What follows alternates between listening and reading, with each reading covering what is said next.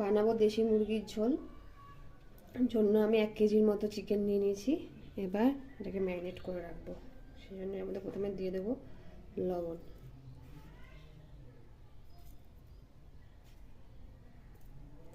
তারপর দেবো হলুদ, আর দেবো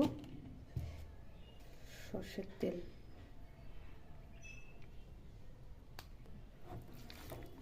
ভালো করে মাখাবো। এইভাবে কিছুক্ষণ ম্যারিনেট করে রেখে দেবো। এবার কড়াইতে সরষের তেল দিয়ে নেব।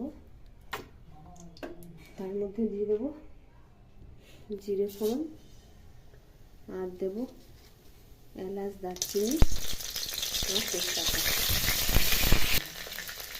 এবার দিয়ে দেবো পেঁয়াজ কুচি,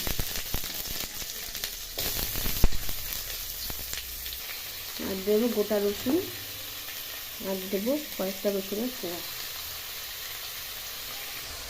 আর দিয়ে দেবো চেরা কাঁচা লঙ্কা। পেঁয়াজটা বেশি ভাজবো না, যেহেতু মাংসটা সেদ্ধ হতে সময় লাগে। এবার এর মধ্যে দিয়ে দেবো ম্যারিনেট করা চিকেন। এবার দিয়ে দেবো এর মধ্যে পেঁয়াজ বাটা,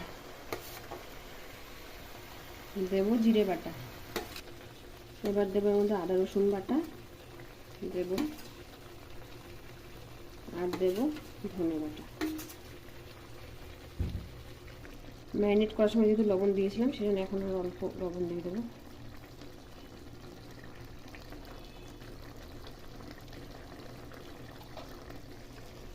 এবার দিয়ে দেবো আলু,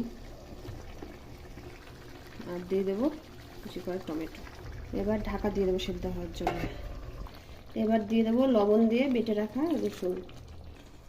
মাংসটা কষানো হয়ে গেছে। এবার পরিমাণ মতো জল দিয়ে দেবো।